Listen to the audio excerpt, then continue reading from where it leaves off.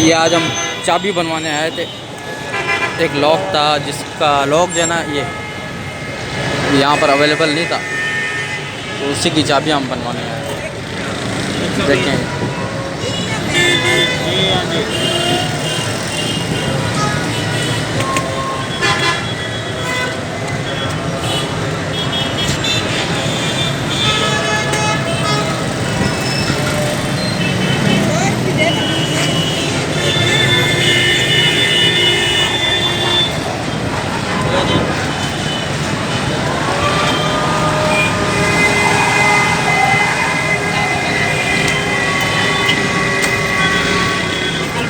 ये हर तरह का लॉक जो है ना वो रिपेयर किया जाता है कराची और कायदाबाद पुल के नीचे।